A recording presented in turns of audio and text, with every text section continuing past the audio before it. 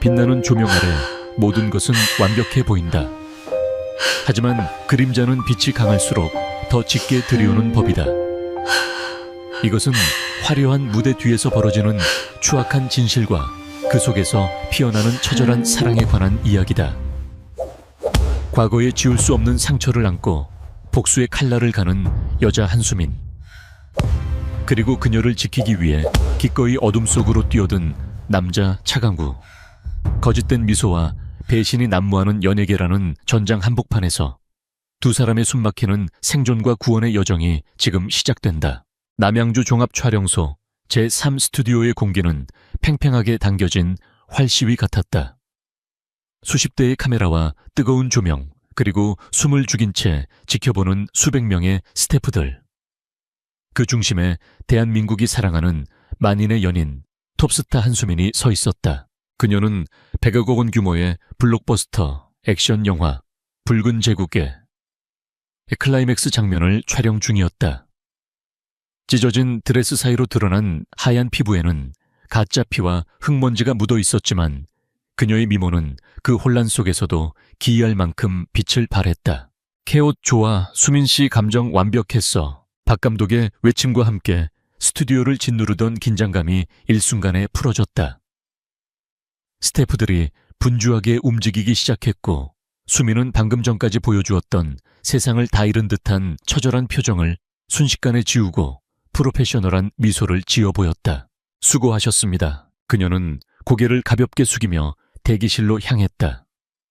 매니저와 코디네이터들이 그녀에게 달려들며 물을 건네고 땀을 닦아주려 했지만 수민은 손을 들어 정중하게 거절했다.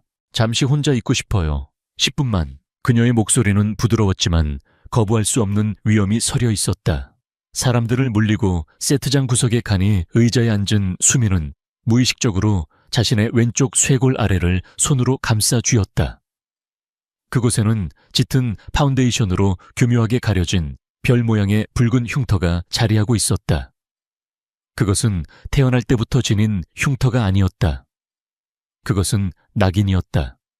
갓 데뷔했던 20대 초반 순수했던 그녀를 짓밟았던 그 악마가 남긴 소유의 표식.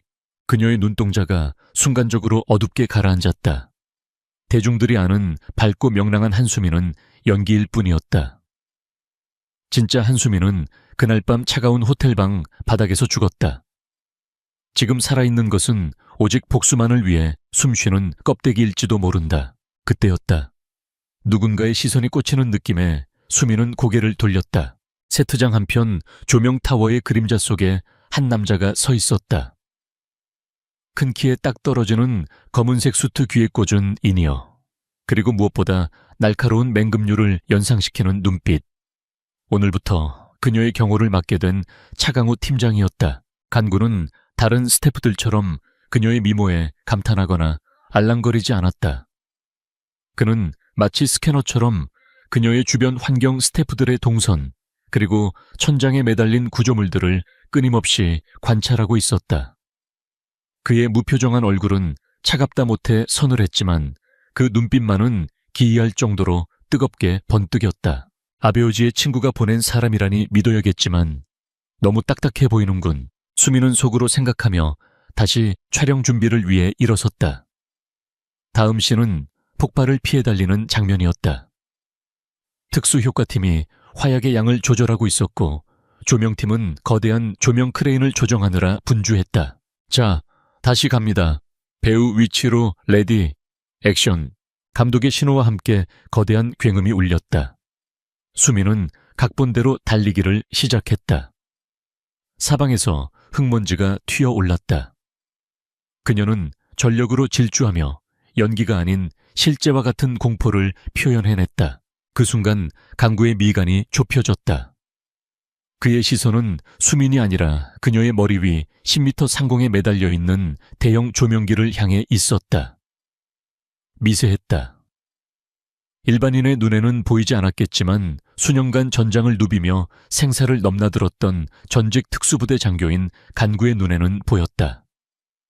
조명기를 지탱하고 있는 강철 와이어의 한 부분이 톱으로 썬 듯 미세하게 풀려가고 있었다. 그리고 그 와이어가 끊어지기 직전에 미묘한 금속성 파열음이 촬영장의 소음 속에서도 그의 예민한 청각을 파고들었다. 위험해. 강구의 몸이 생각보다 먼저 반응했다. 그는 감독의 컷 사인이 떨어지기도 전에 세트장 안으로 질주했다. 스태프들이 놀라 소리쳤지만 그의 귀에는 들리지 않았다. 그의 눈에는 오직 3초 뒤 벌어질 참사와 그 아래에 무방비하게 서 있는 수민만이 보였다. 수민은 갑자기 시야에 난입한 검은 그림자에 당황했다. 누군가 자신을 향해 맹렬하게 달려오고 있었다. 그녀는 본능적으로 방어태세를 취하려 했다. 지난 5년간 매일 밤 남몰래 땀 흘리며 익혀온 가라테의 동작이 무의식 중에 나오려던 찰나였다. 이 엎드려 간구의 낮고 굵은 외침과 함께 단단한 팔이 그녀의 허리를 낚아챘다. 수민의 몸이 공중으로 붕 뜨는가 싶더니 간구는 그녀를 품에 안은 채 바닥으로 거칠게 굴렀다. 쾅! 그들이 서 있던 바로 그 자리에 수백 킬로그램에 달하는 대형 조명기가 굉음을 내며 추락했다. 유리 파편과 금속 조각들이 사방으로 튀어 올랐고 세트장은 순식간에 아수라장으로 변했다. 자욱한 먼지가 피어올랐다. 즉역이야. 수민씨, 한수민씨, 119 불러 당장. 비명과 고함이 뒤섞인 혼란 속에서 수민은 가쁜 숨을 몰아쉬며 눈을 떴다. 머리 위로는 깨진 조명의 파편들이 비처럼 쏟아졌지만 그녀는 다치지 않았다. 그녀의 위를 단단한 등판이 덮고 있었기 때문이었다. 강우였다. 그는 자신의 몸을 방패 삼아 쏟아지는 파편들을 온몸으로 받아내고 있었다. 그의 품에서 맡아지는 냄새는 낯설었다. 향수 냄새도 땀 냄새도 아닌 희미한 화약 냄새와 차가운 금속의 향기, 그리고 묘하게 안도감을 주는 묵직한 채취. 잠시 후 진동이 멈추자 간구가 천천히 몸을 일으켰다. 그의 수트 등판은 찢어지고 유리 파편이 박혀 피가 배어 나오고 있었지만 그는 자신의 상처 따위는 안중에도 없다는 듯 수민의 상태부터 살폈다. 다친 곳은 없습니까? 그의 목소리는 여전히 침착했다. 방금 죽을 뻔한 상황을 겪은 사람이라고는 믿기지 않을 정도였다. 수민은 멍하니 그의 눈을 바라보았다. 그 눈동자 속에는 두려움 대신 상황을 통제하려는 냉철한 이성만이 가득 차 있었다. 난 괜찮아요. 당신은요, 피가 나잖아요. 수민이 떨리는 손으로 그의 어깨를 만지려 하자 간구는 짧게 고개를 저으며 그녀를 부축해 일으켜 세웠다. 제 임무는 당신을 보호하는 겁니다. 제 상처는 중요하지 않습니다. 그때 매니저와 감독이 사색이 되어 달려왔다. 수민아, 괜찮아. 세상에 이게 무슨 일이야. 빨리 병원 가자. 응, 구급차 왔어. 간구는 몰려드는 사람들을 제지하며 주위를 빠르게 훑었다. 그의 시선이 바닥에 떨어진 끊어진 와이어에 머물렀다. 절단면이 깨끗했다. 노후화로 인한 사고가 아니었다. 누군가 인위적으로 정교하게 잘라놓은 것이다. 이것은 사고가 아니라 명백한 살인 미수였다. 시작됐군. 간구는 직감했다. 수민의 아버지가 왜 굳이 자신을 그것도 최고 수준의 보수를 제시하며 고용했는지. 단순한 스토커의 위협이 아니었다.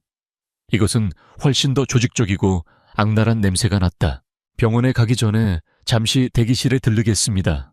옷을 갈아입어야 하니까요. 수민이 단호하게 말했다. 그녀 역시 바보가 아니었다. 방금 그 사고는 너무나 자규적이었다. 그녀는 떨리는 다리에 힘을 주며 똑바로 섰다. 여기서 무너지는 모습을 보이면 적들이 기뻐할 것이다.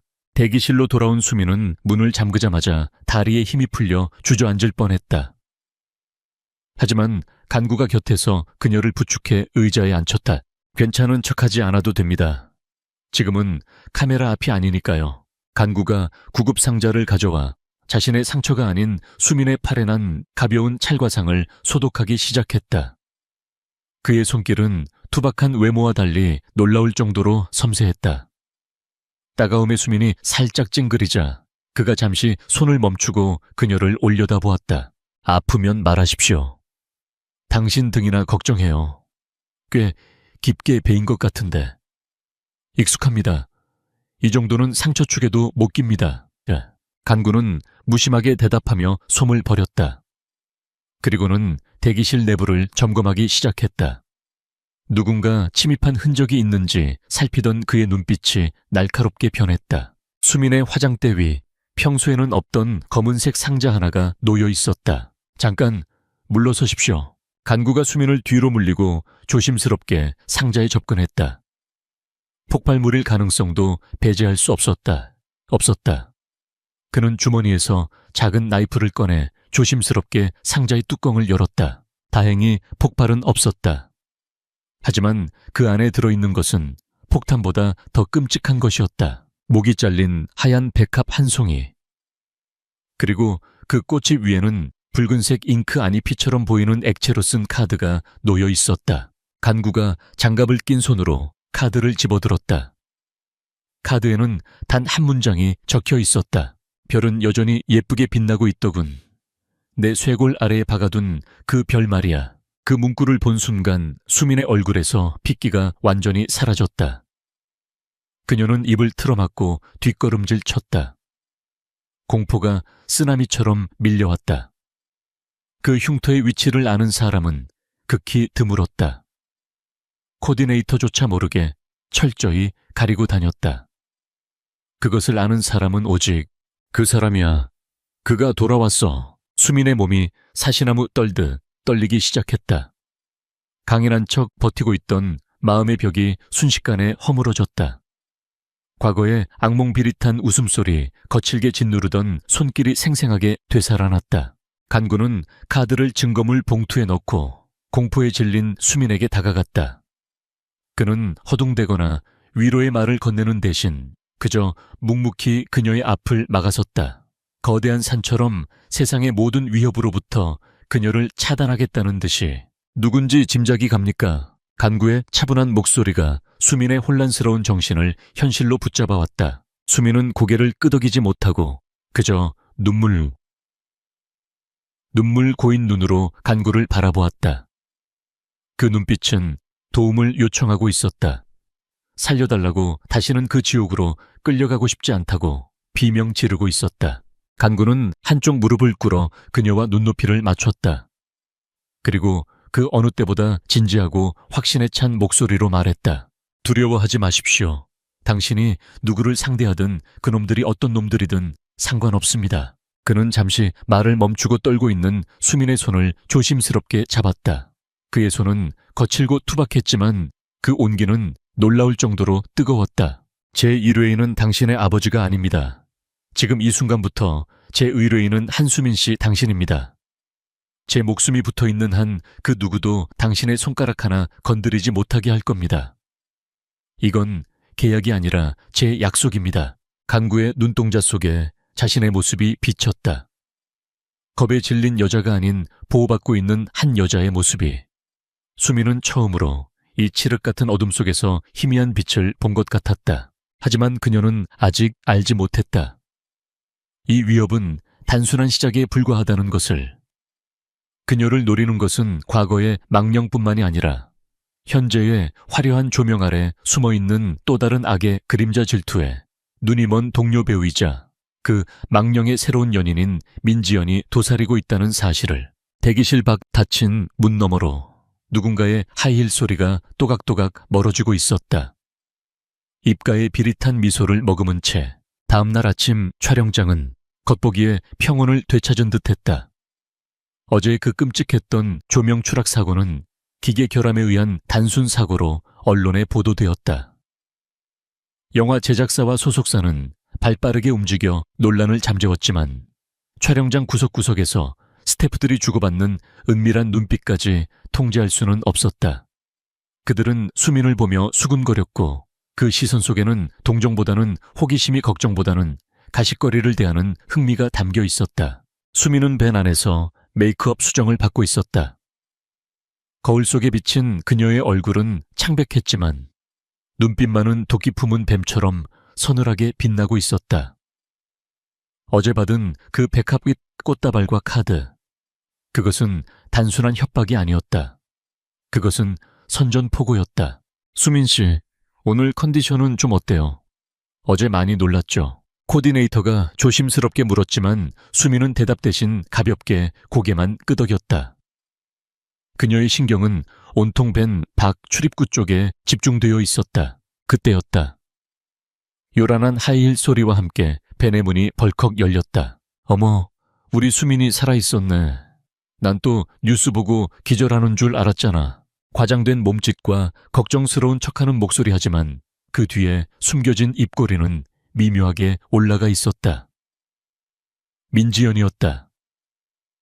이번 영화에서 수민의 라이벌 역을 맡은 서브 여주인공이자 수민이 가장 증오하는 여자.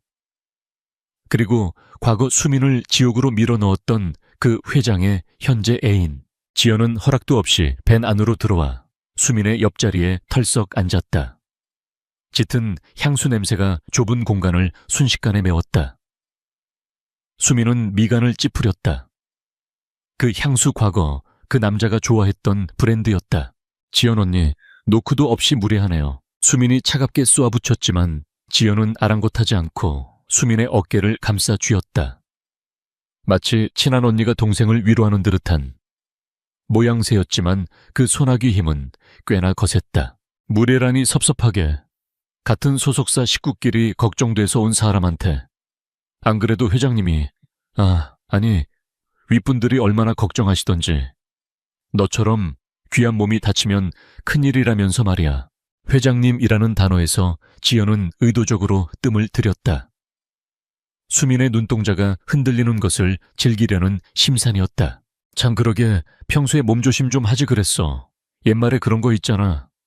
과거에 지은 죄가 많으면 벌을 받는다고. 물론 우리 착한 수민이가 죄를 지었을 리는 없겠지만 지연의 말은 비수처럼 날카로웠다. 그녀는 알고 있었다. 수민이 과거에 어떤 일을 겪었는지, 그리고 그 일이 누구에 의해 벌어졌는지. 그녀는 그것을 수민의 약점으로 쥐고 흔들며 즐기고 있었다. 수민의 주먹이 부들부들 떨렸다. 당장이라도 저 가식적인 가면을 벗겨버리고 싶었지만 지금은 때가 아니었다. 여기서 감정을 폭발시키면 지연이 원하는 대로 되는 꼴이었다. 그 순간 벤의 열린 문틈으로 거대한 그림자가 드리워졌다. 실례하겠습니다. 낮고 굵은 목소리. 차강구였다. 그는 무표정한 얼굴로 벤 안으로 들어오지는 않은 채 입구에 버티고 서서 지연을 내려다보고 있었다. 선글라스를 끼고 있었지만 그 너머의 눈빛이 얼마나 살벌한지 느껴질 정도였다. 뭐야, 이 사람은 매니저 아니잖아. 지연이 불쾌한 듯 간구를 올려다보며 쏘아붙였다. 한수민 씨의 전담 경호원 차강우입니다. 촬영 준비 시간이 얼마 남지 않았습니다. 외부인은 퇴장해 주시죠. 배우의 안정을 위해서입니다. 외부인 나이, 이 영화 주연 배우야. 어디서 경호원 나부랭이가. 민지연 씨, 간구가 말을 끊었다. 그의 목소리 톤은 변화가 없었지만 그 안에 담긴 위압감은 공기를 얼어붙게 만들기에 충분했다. 그는 천천히 선글라스를 벗어 주머니에 넣으며 지연과 눈을 맞췄다. 맹수가 먹잇감을 탐색하는 듯한 감정이 배제된 차가운 눈빛. 제1회인의 심박수가 불안정해지고 있습니다. 스트레스 요인으로 판단되면 저는 그 요인을 강제로 제거할 권한이 있습니다. 그게 물건이든 사람이든. 간구는 지연의 팔이 수민의 어깨에 닿아 있는 것을 눈짓으로 가리켰다. 그리고 손 떼시죠. 지연은 순간적으로 기에 눌렸다. 수많은 남자를 만나봤지만 이런 종류의 남자는 처음이었다. 돈이나 권력에 굴복하는 눈이 아니었다. 이 남자는 진짜였다. 지연은 헛기침을 하며 슬그머니 손을 떼고 일어섰다. 흥별꼴이야 진짜. 수민아, 너 경호원 교육 좀 똑바로 시켜야겠다. 나중에 보자. 지연은 도망치듯 밴을 빠져나갔다. 힐소리가 멀어지자 밴 안에는 다시 정적이 흘렀다. 수민은 긴장이 풀린 듯 등바디에 깊숙이 몸을 기댔다. 고마워요, 강구씨. 할 일을 했을 뿐입니다. 강구는 다시 선글라스를 끼며 짤막하게 대답했다. 하지만 그는 보았다. 지연이 나갈 때 수민이 참아왔던 숨을 몰아쉬며 미세하게 떨고 있던 손끝을, 그리고 그 눈동자 깊은 곳에 서려 있는 두려움보다 더 짙은 분노를. 오늘 촬영 취소하고 싶어요. 수민이 불쑥 말했다. 매니저에게 전달하겠습니다. 집으로 모실까요? 아니요. 체육관으로 가주세요. 내 개인 체육관. 강남의 한적한 주택가 지하에 위치한 프라이빗 체육관. 이곳은 수민이 외부의 시선을 피해 오직 운동에만 전념하기 위해 마련한 비밀 공간이었다. 샌드백 타격 소리가 텅 빈 공간을 울렸다. 퍽퍽퍽. 수민은 트레이닝복으로 갈아입은 차에 샌드백을 두들기고 있었다. 머리를 질끈 묶고 땀에 젖은 채 주먹을 내지르는 그녀의 모습에서는 화려한 여배우의 모습은 찾아볼 수 없었다.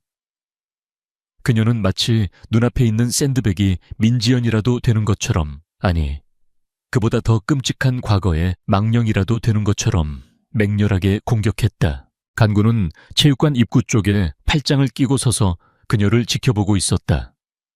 처음에는 그저 여배우의 몸매 관리 차원인 줄 알았다. 하지만 그녀의 주먹 쥐는 법 허리를 쓰는 회전력, 그리고 발차기의 타점은 예사롭지 않았다. 제대로 배웠군. 그냥 폼이 아니야. 단순한 호신술 수준이 아니었다. 그녀의 동작에는 살기가 서려 있었다. 누군가를 쓰러뜨리기 위한 철저하게 실전적인 가라테 기술들이었다. 한참을 샌드백과 씨름하던 수민이 거친 숨을 몰아쉬며 멈춰 섰다. 땀방울이 그녀의 턱선을 타고 흘러내려 쇄골로 떨어졌다. 그녀는 글러브를 낀 손으로 이마에 땀을 훔치며 간구를 돌아보았다. 간구씨, 특수부대 출신이라고 했죠? 그렇습니다. 그럼 싸움도 잘하겠네요. 싸움이 아니라 전투 기술입니다. 수민의 입가에 묘한 미소가 번졌다. 도전적인, 그리고 어딘가 갈증에 시달리는 듯한 미소였다. 그게 그거죠. 이리 올라와 봐요. 스파링 파트너가 필요해요. 간구는 눈썹을 살짝 치켜 올렸다. 일회인과 주먹을 섞을 수는 없습니다. 다칠 수도 있습니다. 나 그렇게 약하지 않아요. 그리고 지금은 의뢰인이 아니라 그냥 대련 상대로 생각해줘요. 봐주지 말고. 수민은 링 중앙으로 걸어가며 그를 도발했다. 아니면 여자가 상대라 겁나요. 간구는 한숨을 짧게 내쉬었다. 그녀의 고집을 꺾을 수 없다는 것을 직감했다. 그리고 사실 그 역시 그녀의 실력이 어느 정도인지 궁금하기도 했다. 그는 재킷을 벗어 의자에 걸어두고 넥타이를 푼 뒤 셔츠 소매를 걷어 올렸다. 단단한 전완근이 드러났다. 그가 링 위로 올라가자마자 공기의 흐름이 바뀌었다. 반겨만 하겠습니다. 들어오십시오. 간구가 편안하게 자세를 잡으며 말했다. 수민은 기합 소리와 함께 달려들었다. has. 그녀의 오른발이 간구의 옆구리를 노리고 날아들었다. 빠르고 날카로운 미들킥이었다. 간구는 가볍게 팔을 들어 막아냈다. 묵직한 충격이 전해졌다. 생각보다 뼈대가 단단하고 힘이 실려 있었다. 수민은 멈추지 않고 연타를 날렸다. 원투펀치에 이은 로우킥, 그리고 다시 상단을 노리는 하이킥. 콤비네이션이 물 흐르듯 자연스러웠다. 간구는 그녀의 공격을 모두 흘려내거나 막아내면서도 내심 감탄했다. 분노가 원동력이군. 그녀의 주먹에는 한이 서려 있었다. 단순히 기술을 뽐내는 것이 아니라 무언가를 파괴하고 싶어 하는 욕망이 담겨 있었다. 몇 분간의 공방이 이어지자 수민의 호흡이 거칠어졌다. 그녀의 공격이 한 번도 유효타로 들어가지 않자 약이 오른 듯 했다. 반겨만 하지 말고 공격도 해봐요. 날 얕보지 말라고요. 수민이 소리치며 무리하게 거리를 좁히며 파고들었다. 그녀가 회심의 정권 지르기를 시도하려는 순간 간구의 눈빛이 번뜩였다. 그는 그녀의 주먹을 손바닥으로 감싸 쥐며 그대로 잡아당겼다. 중심을 잃은 수민의 몸이 앞으로 쏠렸다. 간구는 부드럽게 그녀의 다리를 걸어 넘어뜨렸다. 쿵 하는 소리와 함께 수민이 매트 위에 등을 대고 누웠고 간구는 그녀의 위를 제압하는 자세를 취했다. 순식간에 벌어진 일이었다. 실전이었다면 당신 팔은 이미 부러졌습니다. 간구가 나지막하게 말했다. 두 사람의 거리는 불과 한 뼘 차이였다. 서로의 거친 숨결이 피부에 닿을 정도로 가까웠다. 수민은 분한 듯 간구를 올려다보았다. 땀에 젖은 앞머리가 이마에 붙어 있었고 격렬한 운동으로 인해 뺨은 붉게 상기되어 있었다. 하지만 그녀는 패배를 인정하는 대신 묶여있지 않은 다리를 이용해 간구의 허리를 감싸며 방역을 시도했다. 아직 안 끝났어. 그녀가 허리의 반동을 이용해 간구를 뒤집으려 했다. 예상치 못한 방역의 간구도 순간 중심을 잃을 뻔했다. 두 사람은 엉킨 채 매트 위를 한 바퀴 굴렀다. 위치가 바뀌었다. 이번에는 수민이 간구의 위에 올라탄 자세가 되었다. 그녀는 숨을 헐떡이며 간구의 멱살을 잡았다. 하지만 간구는 여전히 평온한 표정이었다. 그의 손이 수민의 허리를 받치고 있었다. 넘어질 때 그녀가 다치지 않게 하기 위한 본능적인 배려였다. 순간 체육관 안에 정적이 흘렀다. 격렬했던 움직임이 멈추고 두 사람의 시선이 허공에서 얽혔다. 수민은 간구의 짙은 눈동자 속에서 자신의 모습을 보았다. 그 눈은 그녀를 동정하지도 욕망하지도 않았다. 그저 있는 그대로의 한수민을 깊이 들여다보고 있었다. 수민의 심장이 격렬하게 뛰었다. 운동 때문인지 아니면 다른 이유 때문인지 알 수 없었다. 그녀는 천천히 멱살 잡은 손에 힘을 풀었다. 당신 정말 강하네요. 수민이 힘 빠진 목소리로 중얼거렸다. 수민 씨도 생각보다 강합니다. 기술도 훌륭하고요. 간구가 솔직하게 말했다. 그런데 왜 그렇게 슬픈 눈으로 주먹을 휘두릅니까? 간구의 질문에 수민의 눈동자가 흔들렸다. 그녀는 시선을 피하며 간구의 위에서 내려왔다. 바닥에 대자로 누워 천장을 바라보았다. 땀이 눈물처럼 관자놀이를 타고 흘러내렸다. 강해져야 하니까요. 다시는 짓밟히고 싶지 않으니까. 그녀의 목소리에 물기가 어렸다. 그 사람들은 날 장난감 취급했어요. 예쁜 인형. 맘대로 가지고 놀다가 실증 나면 버리는. 난 연기를 하면서도 항상 칼을 갈았어요. 언젠가 내 힘으로 그들의 목을 겨누는 날을 상상하면서. 수민은 자신의 왼쪽 쇄골 아래 옷 속에 감춰진 별 모양 흉터를 손으로 꾹 눌렀다. 이건 단순한 운동이 아니에요, 간구씨. 난 살기 위해 하는 거예요. 그리고 죽이기 위해. 간구는 몸을 일으켜 앉았다.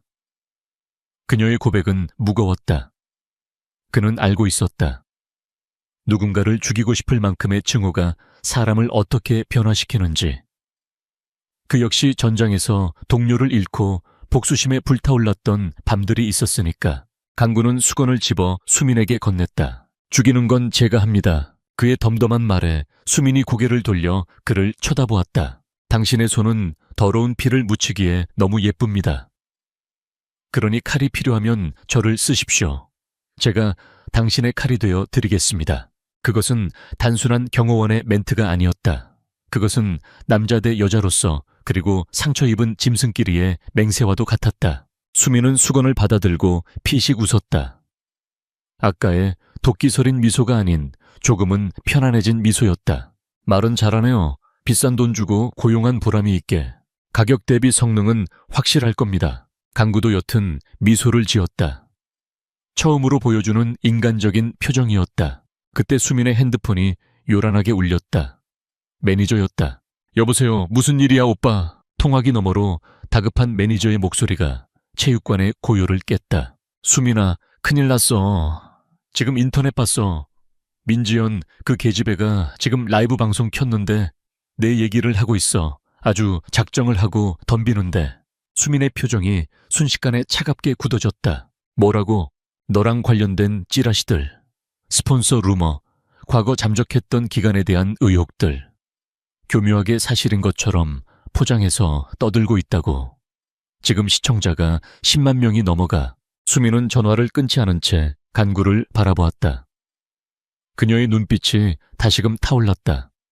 방금 전 스파링 때보다 더 뜨거운 실전의 눈빛이었다. 간구씨, 운동은 이걸로 충분한 것 같네요. 수민이 자리에서 벌떡 일어났다. 실전으로 들어가야겠어요. 사냥을 시작할 시간이에요. 그녀는 핸드폰 화면을 띄워 지연의 라이브 방송을 켰다. 화면 속 지연은 가증스러운 눈물을 흘리며 피해자 코스프레를 하고 있었다. 수민은 화면을 노려보며 차갑게 뇌까렸다. 민지연, 네가 판 무덤에 네가 들어가게 해줄게. 강구는 묵묵히 재킷을 집어들었다. 그녀가 어디를 가든 지옥 끝이라도 동행할 준비가 되어 있었다. 검은색 벤이 빗물에 젖은 아스팔트를 미끄러지듯 질주했다. 수민은 차창 밖으로 빠르게 지나가는 서울의 야경을 응시하고 있었다. 그녀의 손에는 태블릿 PC가 들려 있었고 화면 속 민지연의 라이브 방송은 여전히 진행 중이었다. 정말 말하고 싶지 않았는데 수민이가 데뷔 초에 갑자기 사라졌던 1년, 그게 다 이유가 있었던 거거든요. 가증스러운 눈물 연기에 시청자 수는 폭발적으로 늘어나고 있었다. 댓글창은 수민을 향한 인신공격과 비난으로 도배되고 있었다. 도착했습니다. 운전석의 강구가 백미러를 통해 수민을 보며 말했다. 그들이 도착한 곳은 민지연의 소속사 건물 지하 주차장이었다. 지연은 지금 이 건물 3층 스튜디오에서 방송을 하고 있었다. 차량이 멈추자마자 어둠 속에서 건장한 사내들이 우르르 몰려나왔다. 쇠파이프와 강목을 든 험상궂은 표정의 남자들. 지연이 혹은 그녀의 뒤를 봐주는 누군가가 수민의 난입을 막기 위해 배치해둔 청소부들이었다. 예상은 했지만 환영 인파가 거칠군요. 간구가 덤덤하게 안전벨트를 풀며 말했다. 수민이 차문을 열려 하자 간구가 제지했다. 기다리십시오. 먼지가 날립니다. 간구는 재킷 단추를 잠그고 차 밖으로 나갔다. 10여 명의 사내들이 그를 애워쌌다. 뭐야, 넌 여긴 관계자 외 출입금 우두머리로 보이는 사내가 말을 끝내기도 전이었다. 뻐억. 강구의 주먹이 사내의 턱에 꽂혔다. 사내는 비명도 지르지 못한 채 기절해 나뒹굴었다. 3분. 그 이상은 시간 낭비입니다. 강구는 손목시계를 힐끗 보며 말했다. 그리고 폭풍이 시작되었다. 쇠파이프가 허공을 갈랐지만 강구는 종이 한 장 차이로 피하며 상대의 관절을 꺾고 급소를 타격했다. 그의 움직임은 화려함과는 거리가 멀었다. 오직 상대를 가장 효율적이고 빠르게 무력화시키는 살인 기술의 연속이었다. 파워 우당탕 의악. 차 안에서 그 광경을 지켜보던 수민은 무의식적으로 입술을 깨물었다. 간구는 춤을 추듯 폭력의 한가운데를 누비고 있었다. 그가 지나간 자리에는 신음하는 남자들만이 남았다. 정확히 2분 40초 후 마지막 남자가 바닥에 처박혔다. 간구는 흐트러진 넥타이를 고쳐매고 옷에 묻은 먼지를 가볍게 털어낸 뒤 수민이 있는 뒷좌석 문을 열었다. 길이 열렸습니다, 아가씨. 그의 얼굴에는 생채기 하나 없었다. 수민은 멍하니 그를 바라보다가 피식 웃음을 터뜨렸다. 너무 완벽해서 재수 없을 정도네요, 간구씨. 칭찬으로 듣겠습니다. 수민은 당당하게 차에서 내렸다. 그녀의 하이힐 소리가 또각또각 지하 주차장을 울렸다. 그녀는 쓰러진 깡패들을 밟고 지나가며 엘리베이터로 향했다. 3층 스튜디오. 민지연은 카메라를 보며 감정에 호소하는 연기에 심취해 있었다. 그래서 저는 동료로서 수민이를 감싸주려 했지만 그녀의 배후에 있는 어둠의 세력이 벌컥. 스튜디오에 문이 거칠게 열렸다. 카메라 스태프들과 지연의 매니저가 놀라 돌아보았다. 문 앞에는 우아한 드레스를 입은 한수민이 서 있었고 그 뒤로 든든한 산처럼 차간구가 버티고 있었다. 계속해봐, 언니. 내 배후에 누가 있다고. 수민의 등장에 지연의 얼굴이 하얗게 질렸다. 너 어떻게 들어왔어? 경비들은. 그 쓰레기들 지금 지하에서 낮잠 자고 있던데. 수민은 성큼성큼 걸어와 지연의 옆자리에 앉았다. 카메라는 여전히 돌아가고 있었고 시청자들은 예상치 못한 수민의 등장에 열광하며 댓글창을 폭발시키고 있었다. 한수민 등판. 와 분위기 살벌하다. 진실 공방 시작. 지연의 매니저가 방송을 끄려 달려들었지만 간구가 앞을 막아섰다. 시청자들과의 약속을 함부로 끊으면 안 되죠. 간구의 서늘한 눈빛과 압도적인 피지컬에 매니저는 꼼짝도 할 수 없었다. 수민은 여유롭게 다리를 꼬고 앉아 카메라를 응시했다. 그리고 천천히 고개를 돌려 지연을 바라보았다. 울고 있었네. 닦아줄까? 수민이 손을 뻗자 지연이 기겁하며 몸을 피했다. 손대지 마. 여기가 어디라고 행패야. 행패는 언니가 부리고 있었지. 없는 사실. 지연에서 사람 하나 매장시키려는 거. 그거 범죄인 거 알지? 수민의 목소리는 차분했지만 그 안에는 송곳 같은 날카로움이 숨겨져 있었다. 범죄 흥 웃기고 있네. 네가 스폰서 끼고 주연 따낸 거, 바닥에서 구르던 거 누가 모를 줄 알아. 내 몸에 있는 그 흉측한 흉터. 그거 다 그 증거잖아. 지연이 흥분해서 소리쳤다. 수민은 눈썹 하나 까딱하지 않았다. 오히려 그녀가 원하던 반응이었다. 흉터라. 그래, 내 쇄골 밑에 별 모양 흉터가 있지. 근데 언니가 그걸 어떻게 알까? 난 단 한 번도 공개한 적이 없는데. 수민의 예리한 지적에 지연의 동공이 흔들렸다. 그건 혹시 그분한테 들었어. 최태산 회장님. 최태산이라는 이름이 나오는 순간 스튜디오의 공기가 얼어붙었다. 그는 연예계와 정재계를 주무르는 거물이었고 동시에 잔혹하기로 소문난 암흑가의 보스였다. 무슨 소리야. 난 그런 사람 몰라. 지연이 부인했지만 목소리가 떨리고 있었다. 수민은 미소를 지으며 결정적인 한 방을 날렸다. 모른다고 이상하네. 내가 알기로는 최 회장님이 요즘 가장 아끼는 장난감이 언니라던데. 혹시 내가 쓰다 버려진 장난감이라 질투하는 거야. 그래서 회장님 졸라서 나 괴롭히라고 시킨 거고. 닥쳐. 누굴 감히 쓰다 버린 장난감 취급해. 지연의 이성이 끊어졌다. 그녀는 카메라가 돌고 있다는 사실도 잊은 채 벌떡 일어나 소리를 질렀다. 회장님은 널 혐오하셔. 넌 반항만 하다가 버려진 거고. 난 그분이 선택한 여자야. 이번에 내 영화 망하게 하라고 지시하신 것도 회장님이고. 너 같은 거 밟아버리라고 사람 붙여준 것도 그분이야. 내가 시킨 게 아니라 그분의 뜻이라고. 스튜디오에 정적이 흘렀다. 오직 지연의 거친 숨소리만이 들렸다. 잠시 후 지연은 무언가 잘못되었음을 깨달았다. 수민은 승자의 미소를 짓고 있었고 스태프들은 경악한 표정으로 그녀를 바라보고 있었다. 그리고 태블릿 화면 속 댓글창은 폭주하고 있었다. 대박. 본인 입으로 인정했어. 최태산 회장이 배후라고. 청부 테러 인정. 와 소름 돋아. 민지연 끝났네. 아니 그게 아니라 방송 꺾으라고. 지연이 발악하며 카메라를 덮치려 했다. 하지만 이미 늦었다.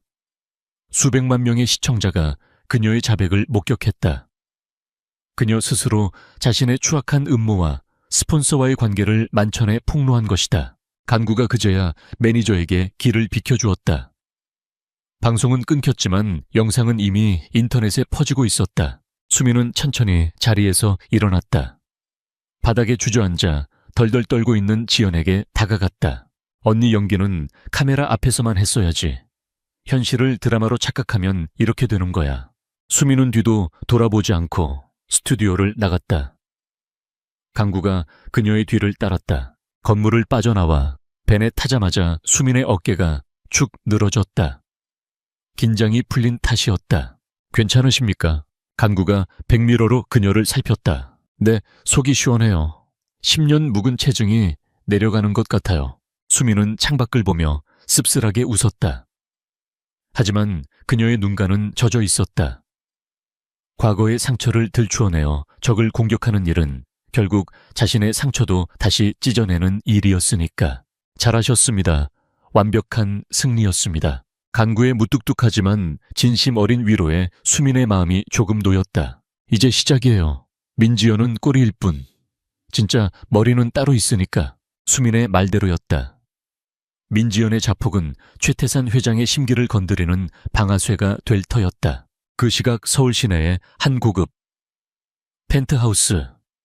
어두운 방 안 대형 스크린으로 방송사고 장면을 지켜보던 한 중년 남자가 와인잔을 벽에 던졌다. 쨍그랑 붉은 와인이 핏물처럼 벽을 타고 흘러내렸다. 최태산 회장이었다. 그는 인터폰을 눌러 낮게 으르렁거렸다. 실장 들어오라고 해. 사냥개를 풀어야겠다. 이번엔 겁주는 걸로 안 끝난다. 한수민 그 계집 내 앞으로 끌고 와. 전화기를 내려놓는 그의 손등에는 수민과 똑같은, 아니 더 크고 기괴한 별 모양의 문신이 새겨져 있었다. 며칠 후 사건의 파장은 일파만파로 커졌다. 민지연은 연예계에서 퇴출당했고 경찰 조사를 받게 되었다. 반면 한수민에 대한 동정 여론과 지지가 쏟아졌다. 영화 붉은 제국의 촬영장 분위기도 한결 좋아졌다. 하지만 간구는 긴장의 끈을 놓지 않았다. 폭풍 전야의 고요함, 그의 동물적인 감각이 위험을 감지하고 있었다. 그날은 유난히 안개가 짙은 밤이었다. 야외 촬영을 마치고 서울로 돌아가던 수민의 밴이 한적한 국도에 들어섰을 때였다. 팀장님, 뒤에 따라붙는 차가 있습니다.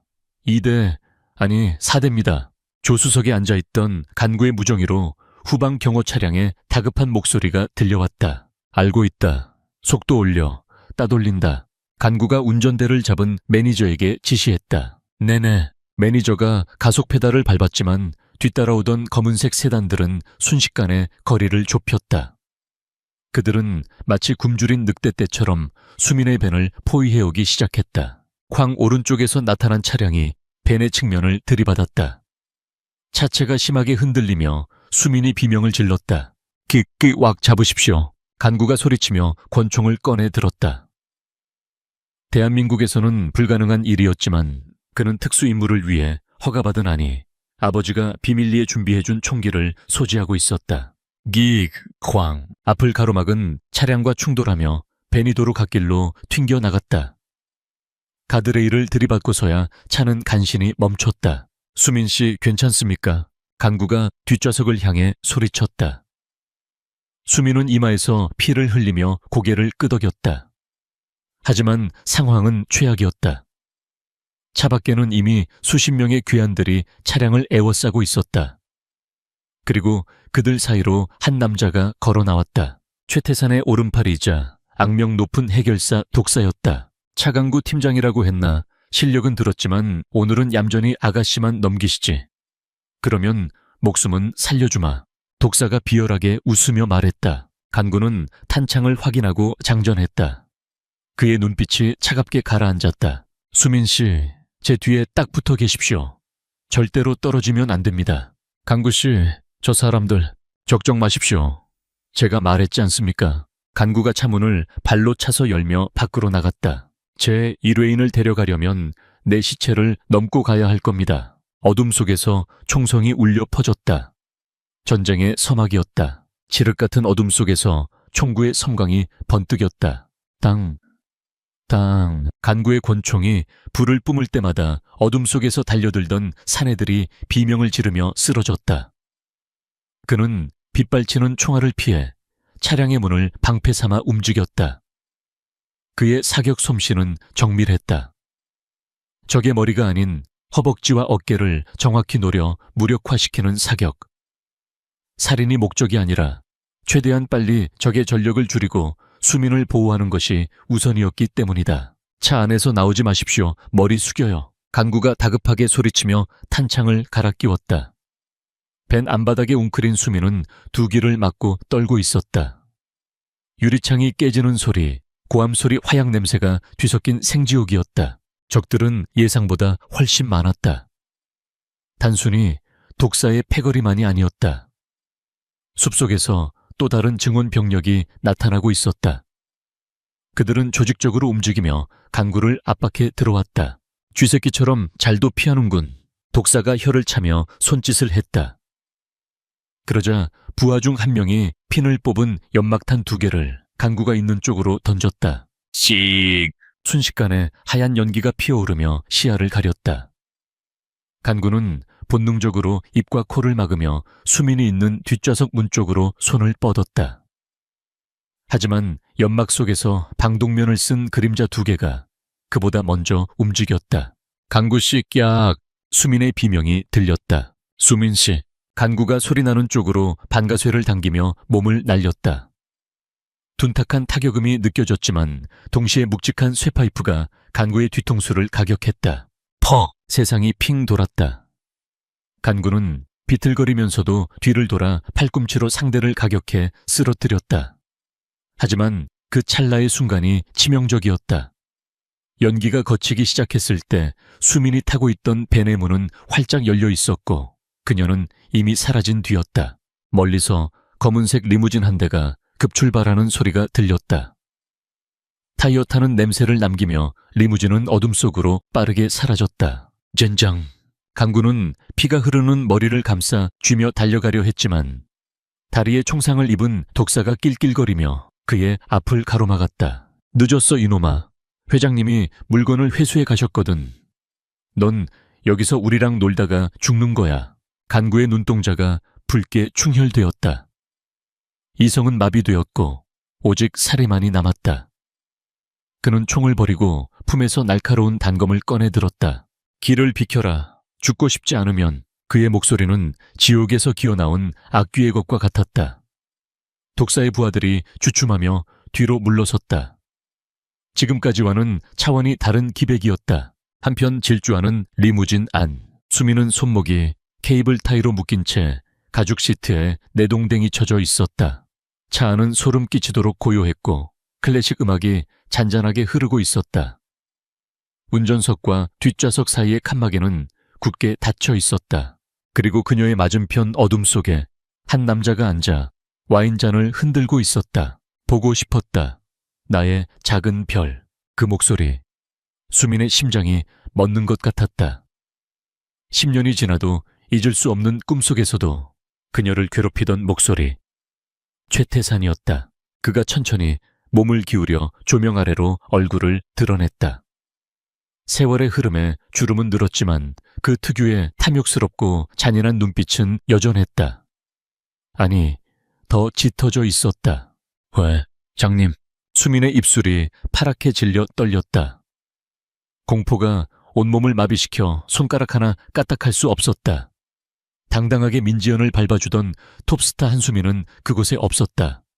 그저 포식자 앞에 놓인 어린 양만이 있을 뿐이었다. 최태사는 만족스러운 미소를 지으며 수민의 옆으로 자리를 옮겼다. 그는 거친 손으로 수민의 턱을 잡아 강제로 자신을 보게 했다. 많이 컸구나. 젖비린내 나던 계집애가 이제는 대한민국 최고의 여배우라니. 내가 널 키운 보람이 있어. 이거 놔요. 제발. 노후라니 넌 원래 내 것이었어. 잠시 도망쳤던 것뿐이지. 최태산의 손이 수민의 드레스 어깨끈을 잡고 거칠게 아래로 내렸다. 왼쪽 쇄골 아래 별 모양의 흉터가 드러났다. 그는 마치 값비싼 보석을 감정하듯 손가락으로 그 흉터를 쓸어내렸다. 아직도 선명하군. 그날 밤 내가 담뱃불로 새겨준 이 별이. 수민은 비명을 지르며 몸을 비틀었지만 최태산은 그녀를 더욱 강하게 짓눌렀다. 뜨거운 눈물이 뺨을 타고 흘러내렸다. 과거의 기억이 쓰나미처럼 밀려왔다. 호텔방 자욱한 담배 연기 고통 수치심. 민지연 그 멍청한 년이 일을 망치는 바람에 내가 직접 움직이게 만들다니. 벌을 받아야겠지. 최태산은 수민의 귓가에 속삭였다. 악마의 속삭임이었다. 걱정 마라. 오늘은 아무 짓도 안 할 테니 내 별장에 도착하면 널 구하러 올 그 기사님을 내 눈앞에서 천천히 찢어 죽여줄 테니까. 그게 너에게 주는 첫 번째 벌이다. 강구씨. 수민은 절망에 빠져 눈을 감았다. 자신 때문에 간구가 죽을지도 모른다는 생각에 공포는 배가 되었다. 그녀는 마음속으로 간절히 빌었다. 제발 오지 말라고. 도망치라고. 다시 국도변의 사고 현장. 상황은 정리되어 있었다. 독사를 비롯한 패거리들은 팔다리가 꺾인 채 바닥에 널브러져 신음하고 있었다. 간구는 피투성이가 된 채 유일하게 의식이 남아있는 독사의 멱살을 잡고 차 보닛 위로 쳐박았다. 어디로 갔어? 말해. 간구의 칼끝이 독사의 눈알 바로 앞에서 멈췄다. 말하면 살려주나? 아니, 덜 고통스럽게 죽여주지. 자비 없는 대답에 독사는 헛웃음을 지었다. 이 남자는 미쳤다. 자신이 상대해본 그 어떤 특수부대원보다 더 잔혹하고 냉정했다. 강원도 페리조트, 산장이라고 부르지. 독사의 말이 끝나기도 전에 간구는 그를 기절시키고 바닥에 던져버렸다. 그는 떨리는 손으로 피 묻은 핸드폰을 꺼냈다. 수민이 납치되었다. 자신의 불찰이었다. 그녀를 지키겠다는 약속을 지키지 못했다는 자책감이 가슴을 후벼 팠다. 하지만 지금은 자책할 시간이 아니었다. 그는 의뢰인에게 전화를 걸었다. 수민의 아버지 아니 아버지라고 주장하는 그 남자에게 신호음이 2번 울리고 바로 연결되었다. 상황 보고해. 수화기 너머의 목소리는 침착했다. 송합니다. 한수민 씨가 납치되었습니다. 최태산의 소행으로 보입니다. 위치는 파악했습니다. 잠시 침묵이 흘렀다. 그 침묵은 무거웠고 숨이 막힐 듯했다. 강구는 어떤 질책이라도 달게 받을 각오를 하고 있었다. 하지만 돌아온 대답은 의외였다. 가강구, 네. 자네가 내 딸을, 아니 수민이를 지키기 위해 고용된 이유가 뭐라고 생각하나? 간구는 대답하지 못했다. 단순히 싸움을 잘해서가 아닐세. 자네 눈에서 보았네. 과거의 나처럼 소중한 것을 잃고 싶지 않아 하는 그 절박함을. 남자의 목소리가 미세하게 떨리고 있었다. 나는 늙었고 힘이 없다. 내 과거의 죄 때문에 직접 나설 수도 없어. 하지만 자네는 다르지. 지시를 내려주십시오. 강구가 단호하게 말했다. 제안을 해지한다. 남자의 목소리에 서늘한 살기가 실렸다. 도업 절차 경찰. 그딴 건 신경 쓰지 마. 놈들을 죽여도 좋다. 건물을 통째로 날려버려도 좋아. 내 딸만 무사히 데려와. 뒤처리는 내가 한다. 내 전 재산을 털어서라도 자네를 감옥에 가지 않게 막아줄 테니. 그것은 살인 면허나 다름없었다. 알겠습니다. 그리고 부탁하네. 내 딸을 수민이를 꼭 살려주게. 2번 다시 그 아이를 지옥에 두고 싶지 않아. 제 목숨을 걸겠습니다. 전화를 끊은 간구는 자신의 차 트렁크를 열었다. 그곳에는 만약의 사태를 대비해 준비해둔 검은색 더플백이 있었다. 지퍼를 열자 차가운 금속 광택이 달빛을 받아 번뜩였다. 방탄조끼, 전술 나이프, 섬광탄, 그리고 분해된 소총과 대용량 탄창들. 간구는 피 묻은 셔츠를 벗어던지고 방탄조끼를 착용했다. 상처의 고통은 느껴지지 않았다. 그의 머릿속은 오직 전술 시뮬레이션으로 가득 찼다. 침투 교란, 사살, 그리고 구출. 그는 늑대였다. 짝을 잃어버린 분노에 미친 늑대. 간구는 장비를 챙겨 채 올랐다. 엔진이 굉음을 내며 포효했다. 차는 강원도 방향으로 어둠 속으로 미친 듯이 질주하기 시작했다. 그의 눈은 더 이상 인간의 눈이 아니었다.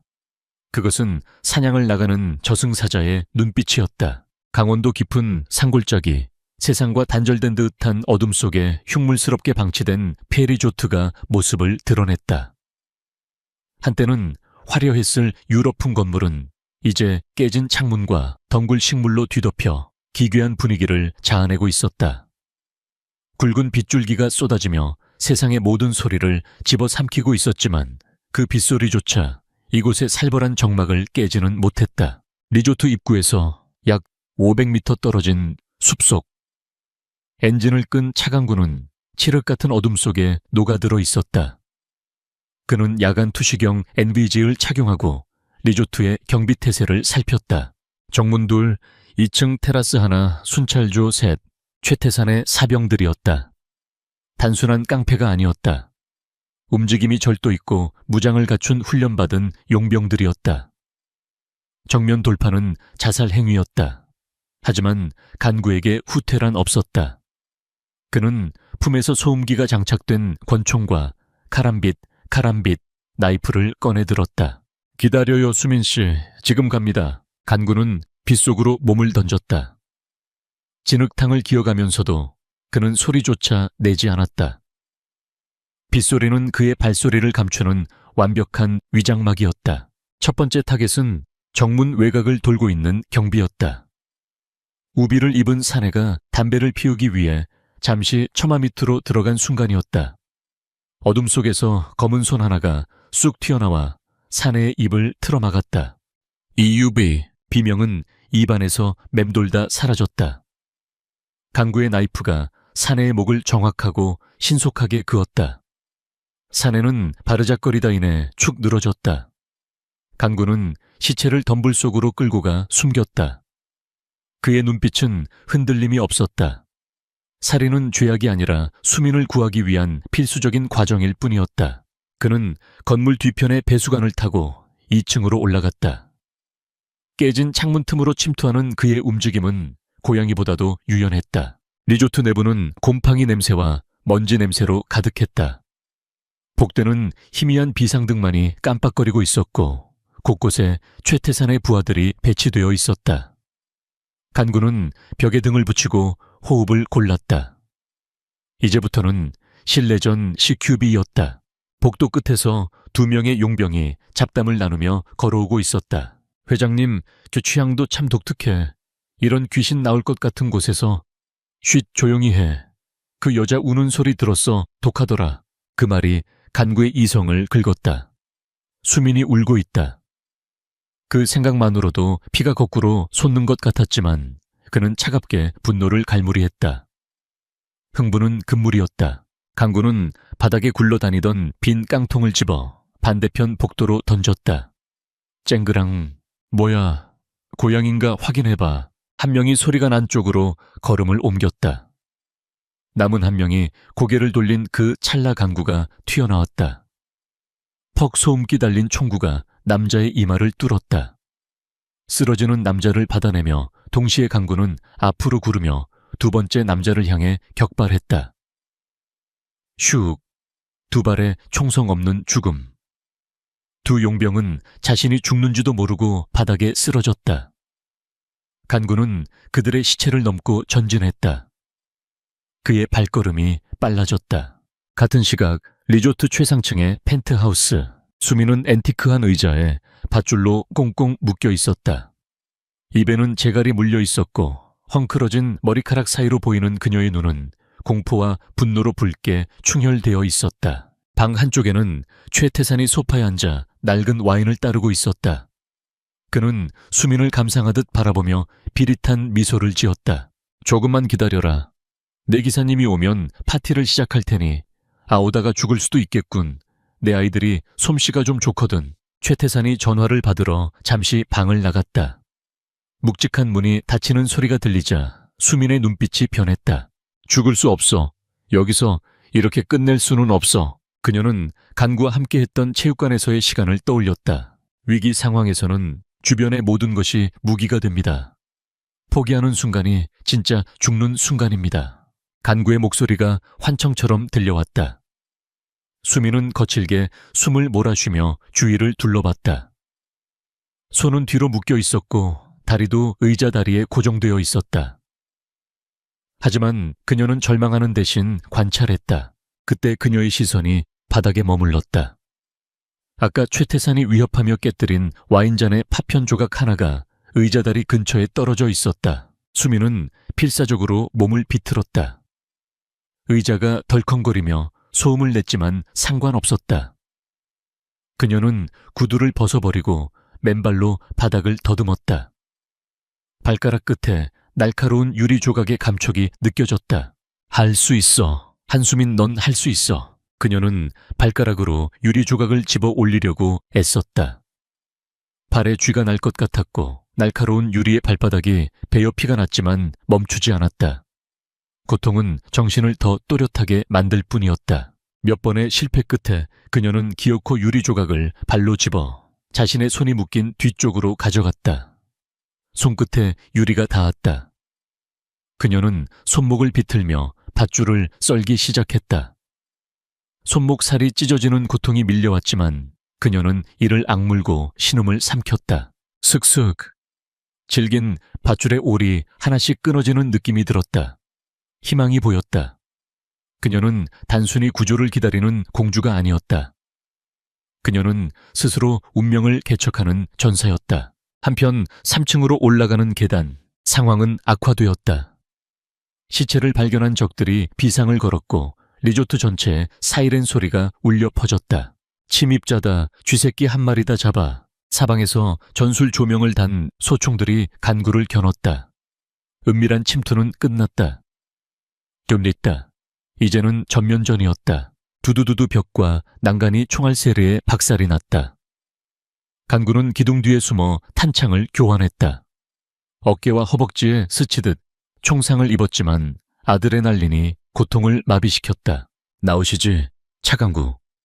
여기서 죽으면 개죽음이야. 용병대장의 고함 소리가 들렸다. 간구는 심호흡을 했다. 그리고 주머니에서 연막탄 2개를 꺼내 안전핀을 뽑았다. 개죽음은 너희들이 당할 거다. 그가 연막탄을 계단 위로 던졌다. 치익, 자욱한 연기가 복도를 메웠다. 당황한 용병들이 허공에 대고 난사를 시작했다. 그 혼란을 틈타 강구가 연기 속으로 뛰어들었다. 그는 악귀였다. 오른손의 권총이 불을 뿜어 적의 머리를 터뜨리고 왼손에 카람빈 나이프가 가까이 있는 적의 힘줄을 끊었다. 타탕-촥, 의학 비명과 총성이 뒤섞인 아수라장. 간구는 적의 시체를 방패 삼아 전진했다. 팔뚝에 칼이 스치고 옆구리에 타박상을 입었지만 그의 전진은 멈추지 않았다.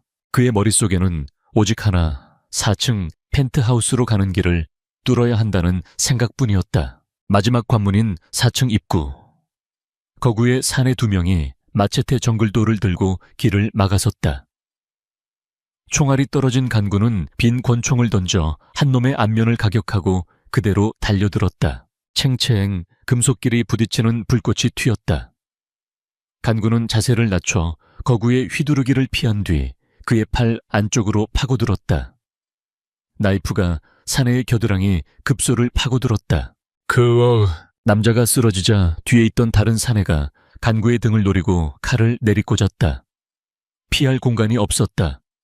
간구는 본능적으로 왼팔을 들어 칼을 막았다. 푸 칼날이 그의 왼팔을 관통했다. 유익! 간구는 고통에 찬 신음을 흘렸지만 물러서지 않았다. 그는 칼이 박힌 채로 몸을 회전시켜 사내의 목을 오른손의 나이프로 찔러버렸다. 2 거구가 바닥에 쓰러졌다. 복도는 피바다가 되었다.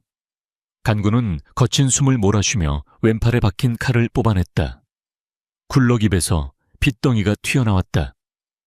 시야가 흐릿했지만 눈앞의 펜트하우스에 거대한 문이 보였다. 그는 피 묻은 손으로 셔츠를 찢어 팔의 상처를 대충 묶었다. 지혈할 시간조차 아까웠다.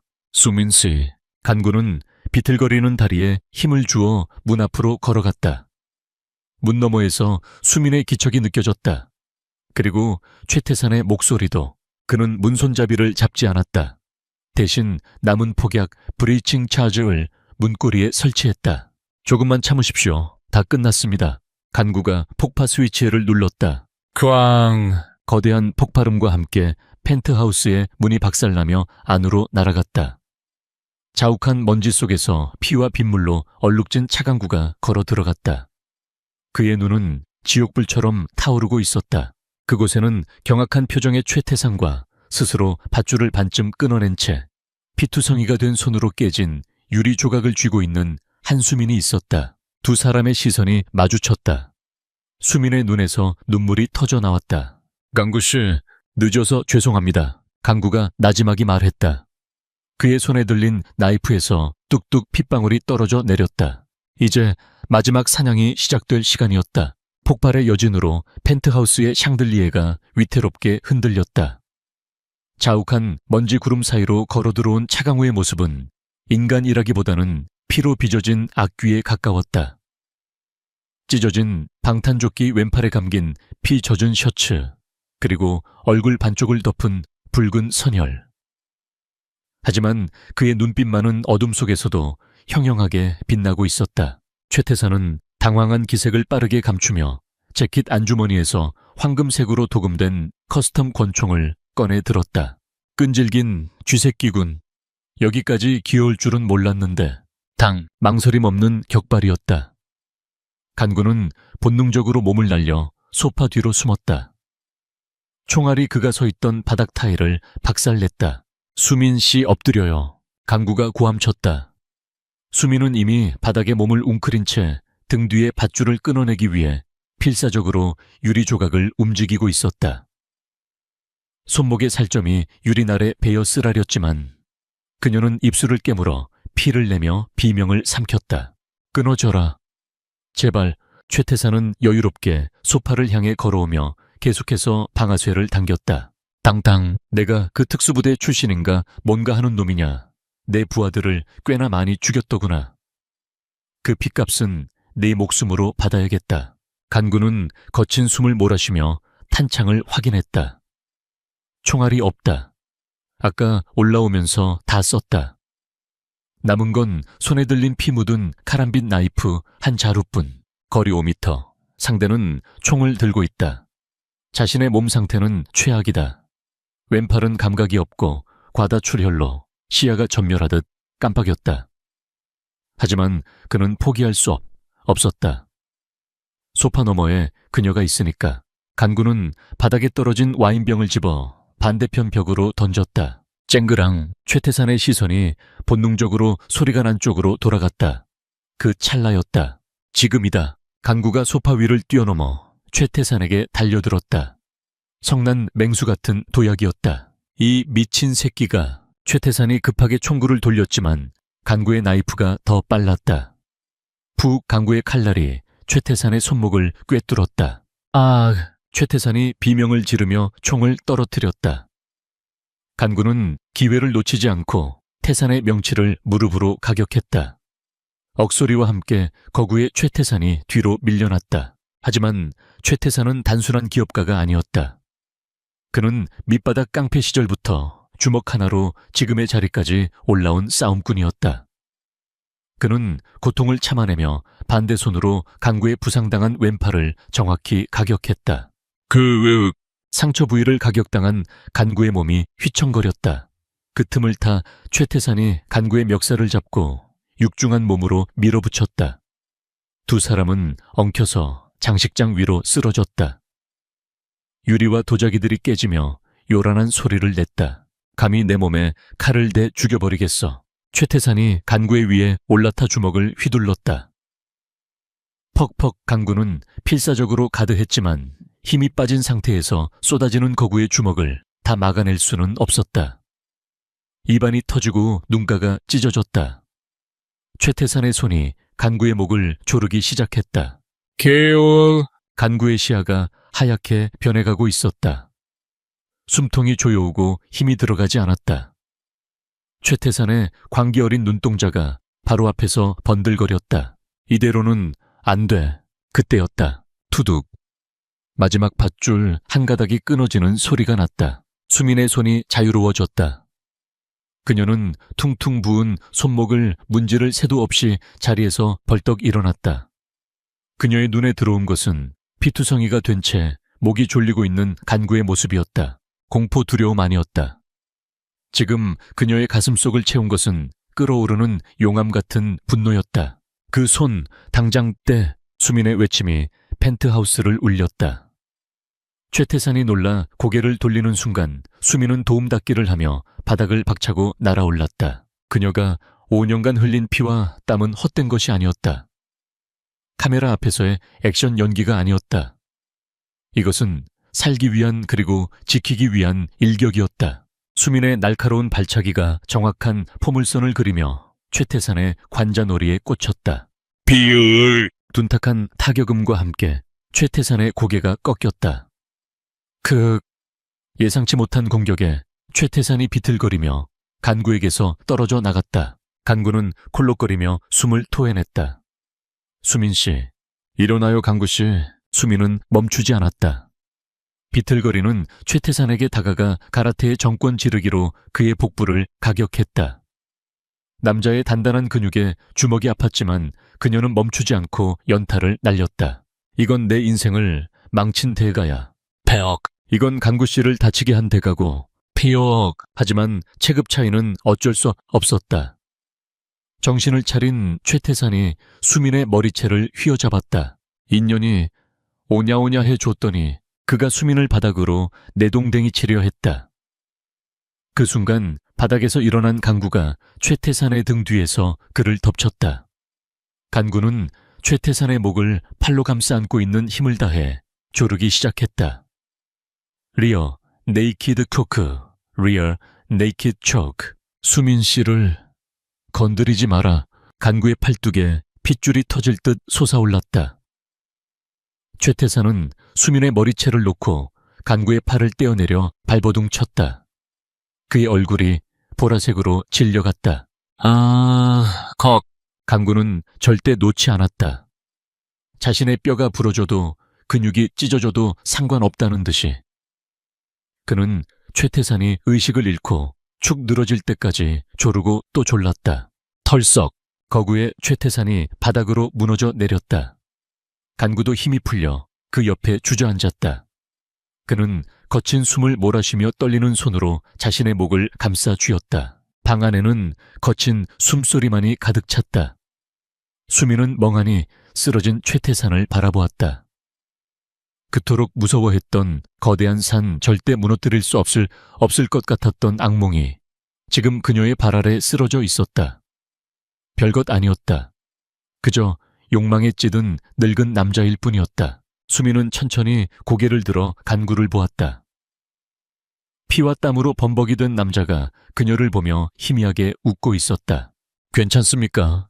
그의 첫마디는 또다시 그녀의 안부였다. 수민의 눈에서 참았던 눈물이 터져 나왔다.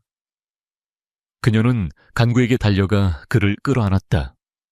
피냄새와 땀냄새가 났지만 그것은 세상에서 가장 안심이 되는 향기였다. 바보같이 왜 이렇게까지 해요? 수민이 그의 찢어진 셔츠 자락을 붙잡고 오열했다. 간구는 성한 오른손으로 그녀의 등을 조심스럽게 토닥였다. 약속했잖습니까? 지켜드린다고. 그때 복도 쪽에서 웅성거리는 소리와 다급한 발소리가 들려왔다. 최태산의 남은 부하들이 올라오고 있었다. 여기서 감상에 젖어 있을 시간이 없습니다. 가야 합니다. 간구가 이를 악물고 몸을 일으켰다. 하지만 다리에 힘이 들어가지 않아 휘청거렸다. 수민이 재빨리 그의 어깨를 부축했다. 내가 도와줄게요. 이번엔 내가 당신을 지킬 차례예요. 수민의 눈빛은 더 이상 흔들리지 않았다. 그녀는 간구의 팔을 자신의 어깨에 두르고 단단히 허리를 감싸 안았다. 어디로 가야 하죠? 테라스 비상 탈출구가 있습니다. 두 사람은 서로에게 의지한 채 테라스로 향했다. 밖에는 여전히 폭우가 쏟아지고 있었다. 테라스 난간 아래는 낭떠러지처럼 보였지만 간구가 미리 봐둔 구조물이 있었다. 낡은 철제 배수관과 연결된 3층 난간. 니디두일 수 있겠습니까? 당신이랑 함께라면요. 수민이 간구의 손을 꽉 잡았다.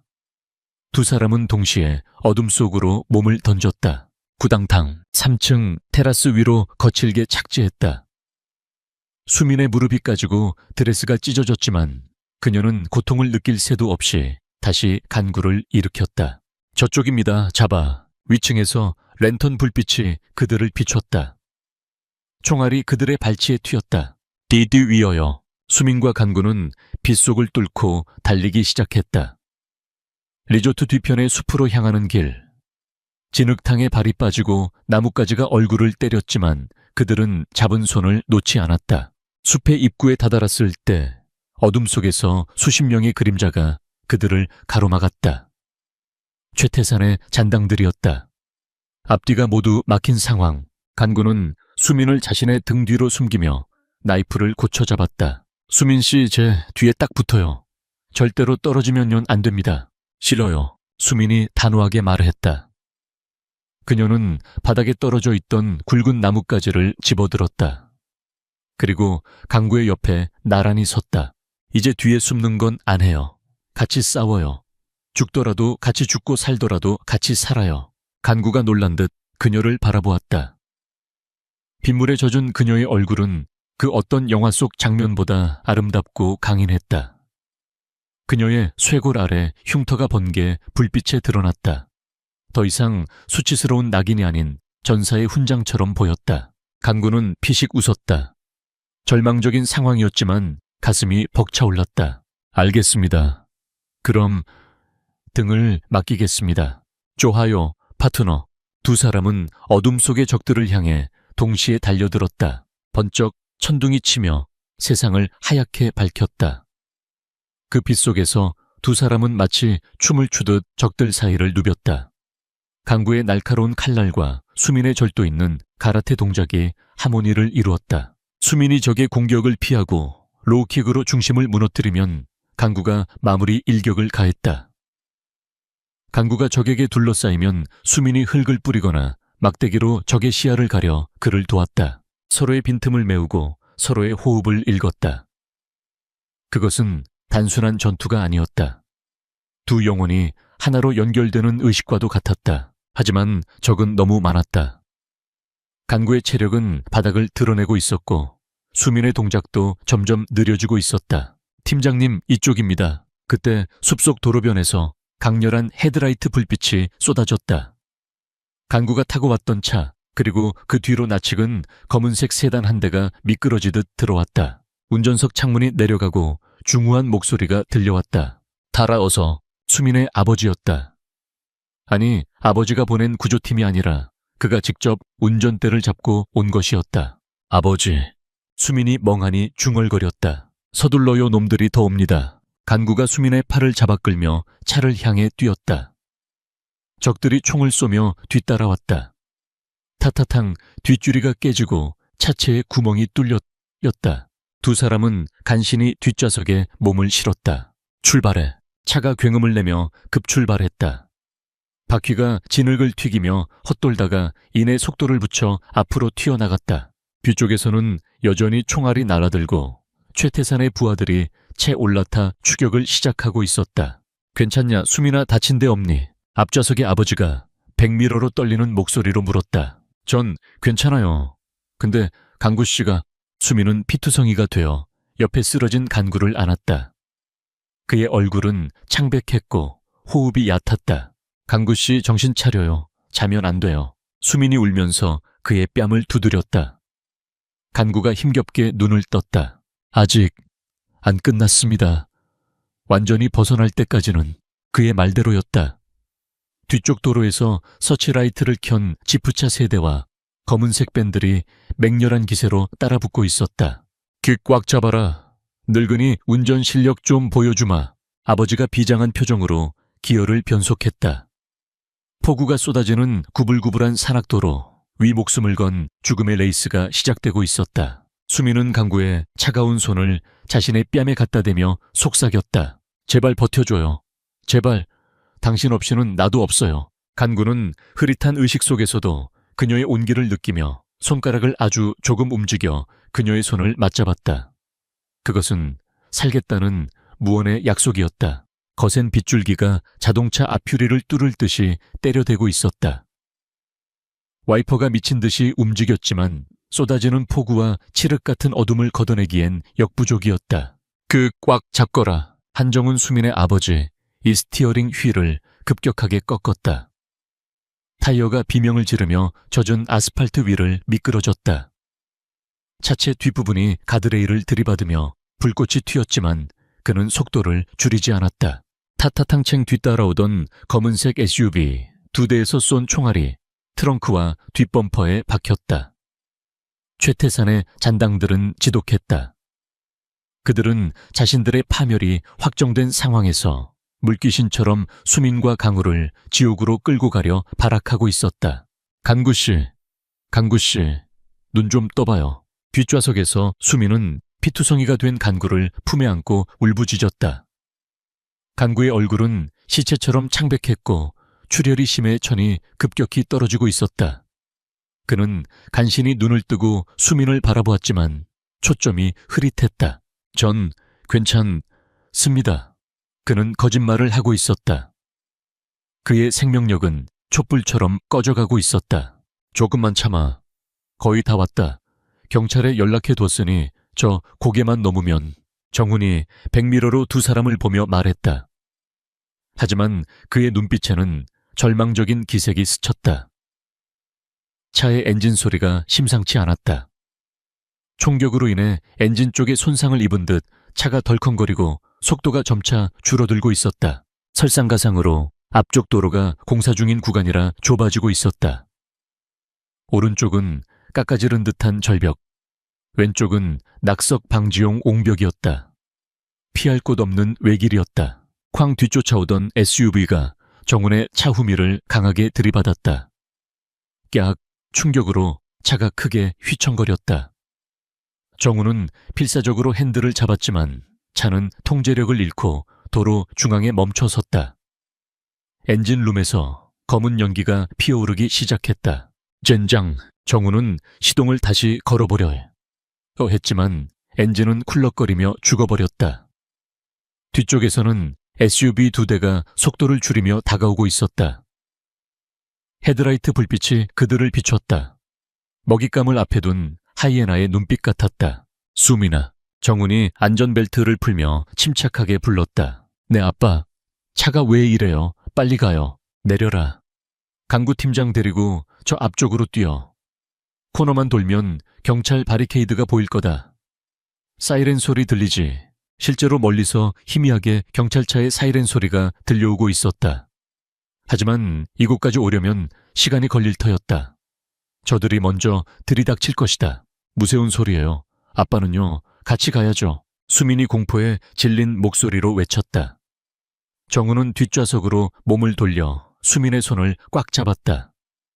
그의 거친 손이 미세하게 떨리고 있었다. 수민아, 시간이 없다. 잘 듣거라. 그는 품에서 작은 펜던트 목걸이 하나를 꺼내 수민의 손에 쥐어주었다. 낡고 빛바랜 사진이 들어있는 로켓 펜던트였다.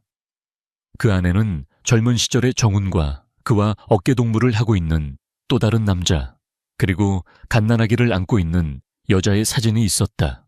난 내 친아버지가 아니다. 수민의 눈동자가 커졌다. 빗소리와 굉음 속에서도 그 말만은 또렷하게 들렸다. 뭐라고요? 내 진짜 아버지는 사진 속 내 옆에 있는 사람이다. 내 가장 친한 친구이자 존경하는 동료였지. 특수요원이었던 우리는 작전 중이었고 내 실수로, 내 오판으로 내 부모님이 적들에게 노출되었다. 정훈의 눈에 눈물이 고였다. 평생을 짓눌러온 죄책감이 봇물 터지듯 쏟아져 나왔다. 내가 도착했을 땐 이미 늦었었어. 그들은 널 살리기 위해 목숨을 바쳤다. 난 불길 속에서 너 하나만 겨우 구해서 도망쳤지. 그날 맹세했다. 내 남은 목숨은 널 위해 쓰겠다고. 널 내 친딸보다 더 귀하게 키워서 네 부모님 볼 면목을 만들겠다고. 아빠, 그게 무슨... 미안하다. 진작 말했어야 했는데 너에게 평범한 행복을 주고 싶어서 숨겼어. 화광 뒤쪽 SUV에서 놈들이 차에서 내려 총을 겨누며 다가오고 있었다. 한수민, 나와 거기서 죽여버리기 전에 독사가 쓰러진 줄 알았던 놈들의 리더가 피투성이가 된 채 고래고래 소리를 지르고 있었다. 정우는 수민의 뺨을 어루만지며 슬픈 미소를 지었다. 이제 가라. 강구 저 친구 좋은 놈이다. 내 아비랑 닮았어. 꼭 살려라. 실례어요. 같이 가요 아빠. 강구 팀장 정신 차려. 수민이 데리고 뛰어. 이건 의뢰인의 마지막 명령이다. 정훈이 간구를 향해 소리쳤다. 흐릿한 의식 속에서도 명령이라는 단어에 반응한 간구가 이를 악물고 몸을 일으켰다. 그는 본능적으로 상황을 파악했다. 간구는 비틀거리며 차문을 열고 수민의 팔을 잡아 끌었다. 수민 씨, 가야 합니다. 안 돼. 아빠. 수민은 간구에게 끌려가면서도 정훈을 향해 손을 뻗었다. 정훈은 차문을 잠가버렸다. 그리고 창문 너머로 수민을 보며 입모양으로 말했다. 사랑한다 내 딸. 강구는 울부짖는 수민을 부축해 빗속을 달렸다. 다리가 청은망은이었지만 멈출 수 없었다. 뒤에서 놈들이 다시 차에 타는 소리가 들렸다. 그들은 걸어서 도망가는 두 사람을 차로 뭉개버릴 작정이었다. 부릉부앙. 개조된 SUV의 엔진 소리가 맹수처럼 포효하며 두 사람의 뒤를 쫓기 시작했다. 거리는 순식간에 좁혀졌다. 그때였다. 멈춰있던 정훈의 차에 다시 시동이 걸렸다. 엔진이 비명을 질렀다. 정훈은 기어를 변속하고 엑셀을 끝까지 밟았다. 도망가는 것이 아니었다. 그는 핸들을 꺾어 유턴을 했다. 좁은 도로 돌아갈 곳은 없었다. 그는 달려오는 적들의 SUV를 향해 정면으로 돌진했다. 지옥으로 같이 가자, 이 쓰레기들아. 정훈의 눈에 핏발이 섰다. 그는 두려움 없이 엑셀을 밟았다. 이것은 자살이 아니었다. 이것은 딸을 위한 가장 위대한 방패가 되기 위한 선택이었다. 적들의 SUV 운전자가 경악하여 핸들을 틀려 했지만 늦었다. 쾅! 거대한 굉음이 산골짜기를 뒤흔들었다. 정훈의 세단과 적들의 SUV가 정면 충돌했다. 금속이 찌그러지고 유리가 박살났다. 그 충격으로 두 차량은 엉겨붙은 채 도로 밖 낭떠러지 난간을 부수고 공중으로 튀어나갔다. 뒤를 돌아보던 수민의 눈앞에서 아버지가 탄 차가 화염에 휩싸이며 칠흑 같은 절벽 아래로 사라졌다. 아박! 수민의 처절한 비명이 빗소리를 뚫고 메아리 쳤다. 그녀는 자리에 주저앉으려 했지만 간구가 그녀를 단단히 붙잡았다. 보지 마십시오. 간구가 그녀의 고개를 자신의 가슴으로 당겨 안았다. 그리고 낭떠러지 아래에서 거대한 폭발음과 함께 시뻘건 불기둥이 솟아올랐다. 화르륵 비가 쏟아지는데도 그 불길은 꺼지지 않고 타올랐다. 마치 딸을 지키려는 아버지의 영혼처럼 남은 한 대의 SUV가 급브레이크를 밟으며 멈춰 섰다. 놈들은 폭발 장면을 보고 겁을 먹은 듯 주춤했다. 바로 그때 코너 저편에서 요란한 사이렌 소리와 함께 수십 대의 경찰차와 특공대 차량이 들이닥쳤다. 그 꼼짝마 무기 버려. 손들어 발포한다. 눈부신 서치라이트가 도로를 대낮처럼 밝혔다. 최태산의 남은 부하들은 포위되었다. 수민은 간구의 품에서 무너져 내렸다. 빗물과 눈물이 뒤섞여 얼굴을 엉망으로 만들었다. 그녀의 손에는 아버지가 마지막으로 쥐어준 낡은 로켓. 펜던트가 으스러질 듯 쥐어져 있었다. 아바, 안 돼. 거짓말이야. 간구는 말없이 그녀를 안고 있었다. 그의 눈에서도 뜨거운 것이 흘러내려 빗물과 섞였다. 그는 펜던트 속의 사진을 보았다. 자신의 상관이자 은인 그리고 수민의 친아버지였던 그 남자의 얼굴을, 그리고 그 옆에서 웃고 있던 방금 자신들을 위해 목숨을 던진 또 다른 아버지의 얼굴을. 죄송합니다. 지켜드리지 못해서 죄송합니다. 간구의 쉰 목소리가 빗속으로 흩어졌다. 그는 정신을 잃어가는 수민을 안아들었다. 경찰들이 그들을 향해 달려오고 있었다. 구급대원들이 들것을 들고 뛰어왔다. 수민의 의식이 흐려졌다. 마지막으로 본 것은 벼랑 끝에서 타오르는 붉은 불꽃과 자신을 끝까지 놓지 않고 바라보는 간구의 슬픈 눈동자였다. 세상이 암전되었다. 하지만 그것은 끝이 아니었다. 긴 악몽이 끝나고 새벽이 오기 전 가장 깊은 어둠일 뿐이었다. 검은 상복을 입은 사람들 사이로 하얀 국화꽃 향기가 진동했다. 하늘은 며칠간 쏟아부었던 폭우가 언제 그랬냐는 듯 야속할 만큼 맑고 푸른 빛을 띠고 있었다. 서울 외곽의 한 추모 공원. 한수민은 아버지 아니 한정훈의 영정사진 앞에 섰다. 사진 속에 그는 인자한 미소를 짓고 있었지만 수민의 기억 속에 마지막으로 남은 그의 모습은 불길 속으로 뛰어들던 전사의 얼굴이었다. 아빠, 수민의 목소리는 갈라져 있었다. 지난 며칠간 흘린 눈물로 인해 눈가는 짓물러 있었지만 그녀의 표정은 더 이상 무너지지 않겠다는 듯 단단해 보였다. 그녀는 손에 쥐고 있던 낡은 로켓 펜던트를 영정 사진 앞에 조심스럽게 내려놓았다. 친아버지가 아니라고 했지만 나한테는 세상에서 유일한 아빠였어. 낳아준 정보다 길러준 정이 더 깊다는 말 이제 알 것 같아요. 그녀는 떨리는 손으로 향을 피우고 절을 했다. 연기가 하늘로 피어올랐다. 마치 아버지의 영혼이 자유롭게 날아가는 것처럼. 그녀의 뒤에는 차강구가 서 있었다. 그의 왼팔에는 깁스가 감겨 있었고 얼굴 곳곳에는 아직 아물지 않은 상처들이 밴드로 덮여 있었다. 하지만 꼿꼿하게 펴진 그의 등은 여전히 그녀를 지탱하는 든든한 버팀목이었다. 간구는 절을 마친 수민에게 다가와 말없이 손수건을 건넸다. 편안해 보이십니다. 간구가 영정 사진을 바라보며 나지막이 말했다. 마지막 순간에 웃고 계셨어요. 딸을 지킬 수 있어서 행복하다고 말씀하시는 것 같았어요. 수민이 눈물을 닦으며 대답했다. 간구는 그녀의 어깨를 조심스럽게 감싸 안았다. 예전 같았으면 경호원과 의뢰인의 선을 지켰겠지만 이제 그들 사이에 그런 경계는 존재하지 않았다.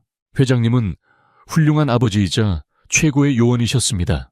장례식이 끝나고 돌아가는 길 차 안 라디오에서는 연일 최태산 게이트에 대한 뉴스가 흘러나오고 있었다. 속보입니다. 검찰은 태산그룹 최태산 회장을 살인교사 납치감금 및 횡령 혐의로 구속 기소했습니다. 현장에서 체포된 조직원들의 자백과 결정적인 증거 영상이 확보되면서 정재계에 뻗쳐있던 그의 검은 카르텔이 붕괴되고 있습니다. 한정훈의 차에 설치되어 있던 블랙박스는 기적적으로 화재 속에서도 메모리칩이 살아남았다. 그 안에는 최태산의 잔당들이 저지른 만행과 정훈의 희생이 고스란히 담겨 있었다. 여론은 들끓었다. 국민들은 분노했고 그동안 최태산의 비호를 받던 부패한 경찰과 정치인들도 줄줄이 옷을 벗었다. 민지연 역시 법의 심판을 피할 수 없었다. 그녀는 공범으로 지목되어 긴급 체포되었고 조사 과정에서 마약 투약 혐의까지 드러나면서 연예계에서 영구 퇴출당했다. 화려했던 톱스타의 말로는 차가운 철창 아니었다. 악은 무너졌다.